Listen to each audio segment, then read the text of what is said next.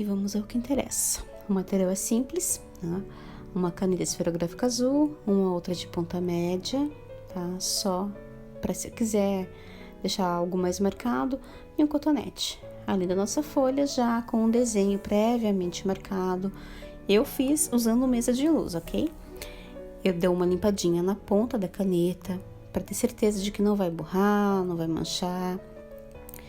Começo a fazer pequenas marcações, tá? Bem de leve, não são traços grossos. Podem ver que eu faço pequenos movimentos, tá? Pequenos tracinhos, e eu vou passando eles muito juntos, tá?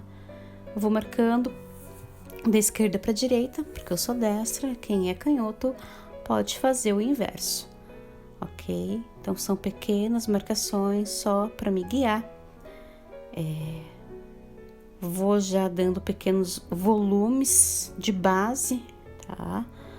Usando traços lado a lado, e conforme eu for cruzando eles, eu vou conseguindo o objetivo, tá? Continuo fazendo marcações e depois eu vou puxando do lugar mais escuro que eu quero para o lugar mais claro, porque daí eu vou aplicar uma pressão maior onde está mais escuro e vou soltando a mão. Pressão, aperta, vai soltando, vai apertando e vai soltando, conforme a direção que eu fizer, tá? Eu vou aplicar quantas camadas forem necessárias, ok? Lembrando que a tinta da caneta é tinta a óleo, então se eu demorar muito para passar o cotonete sobre ela, ela não vai esfumar. Então eu vou fazer sempre um pouquinho e vou passando o cotonete. Qual é a função desse cotonete? É como se fosse passar um lápis ali, só que eu não preciso passar o lápis, eu posso usar a própria tinta da caneta. Ela seca rápido? Seca, mas existe um intervalo pequeno de tempo que eu posso fazer isso. E isso vocês vão ver com o decorrer do tempo que faz toda a diferença no desenho com caneta. Deixa ele mais homogêneo. É claro que é inviável esconder alguns traços da caneta, então sempre vai aparecer um risquinho aqui, um risquinho ali. Isso é o de menos, tá? Não pensem que tudo é realmente extremamente homogêneo. Nós não somos máquinas, somos humanos. Então vai aparecer e não se incomodem com isso. Mas tentem fazer os traços o mais próximos possíveis, ok? Então vocês veem que eu já dei ali uma certa profundidade no fundo da pétala, tá?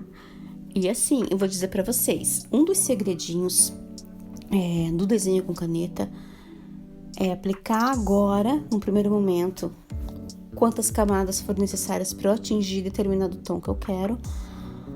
E depois que essa tinta seca, ela muda de tom. Então, se eu aplicar algumas camadas a mais, se eu fizer uma marcação um pouco mais forte em determinados locais, eu vou conseguir dar uma profundidade melhor para o meu desenho. Então, vão observando como eu vou aplicando. Eu vou fazendo traços cruzados, dependendo, né, da direção que está o desenho que eu quero. Se o desenho está na vertical, né, eu vou fazer, por exemplo, na diagonal os traços de baixo para cima ou de cima para baixo, eu vou cruzando. Eu vou tentando não borrar, então limpando sempre a ponta da caneta, porque pode ter uma poeira, alguma coisa, um pelinho que gruda ali e pode prejudicar o meu trabalho. Tenho sempre um papel ao lado para vocês darem uma passadinha com a pontinha da caneta ali, tá? Nas bordinhas da pétala, eu vou sempre fazer umas rachuras bem pequenininhas, tá? Eu gosto de fazer na diagonal. Conforme a direção do traço marcado, eu vou fazer na diagonal. Bem rentezinho, bem pequenininho, de cima para baixo, descendo, traços cruzados e depois de baixo para cima. E vou passar bem com cuidado o cotonete para não borrar, porque ele é grosso, né? E por que não pode ser o esfuminho? O esfuminho vai riscar, tá? Ou ele vai riscar, ou ele vai marcar o papel e depois quando você passar a caneta por cima vai ter ali aquela marcação que vai impedir que a tinta pigmente aquela área do papel. Eu vou voltando quantas vezes forem necessárias até eu atingir o tom que eu desejo. Mais uma vez, lembrando que quanto mais escuro, maior a pressão, mas eu não vou aplicar a pressão toda de uma vez só. A gente vai fazendo as camadinhas e vai esfumando para poder justamente deixar o mais homogêneo possível. Lembrando, gente, que a rachura, ela não vai ser sempre retilínea. Então, eu vou fazer traços curvos na maioria das vezes, na grande maioria das vezes. Exceto se eu estiver fazendo um desenho arquitetônico, aí realmente eu vou ter a maioria dos traços retilíneos mesmo. Mas para dar um bom volume, uma naturalidade ao que eu tô fazendo, a maioria dos traços são curvas, tá? Então é só ir treinando devagarinho, aplicando camada sobre camada. Aí você vai vendo os tons que a gente consegue atingir, os volumes que a gente consegue fazer. É possível fazer muita coisa com esse material tão simples, barato, mas tão útil.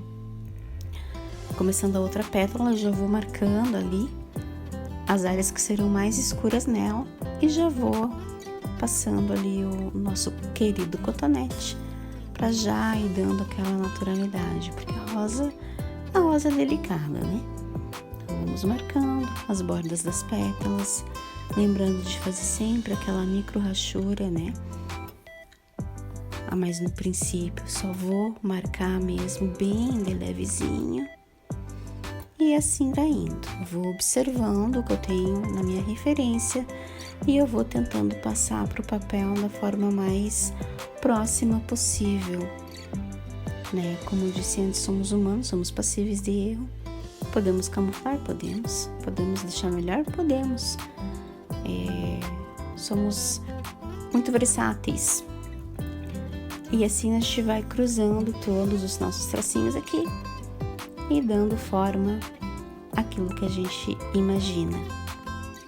Agora é só ir se divertindo.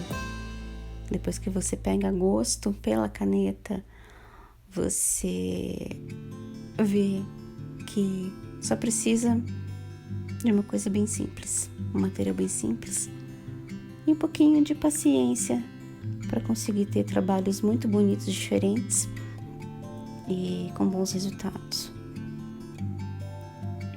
Vamos aplicando várias camadas, depois eu vou cruzar elas ali para dar um voluminho.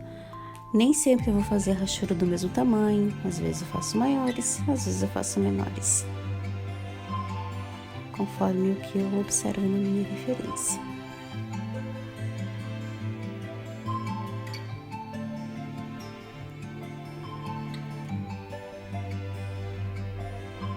Mais pequenas marcações, mais uma esfumadinha.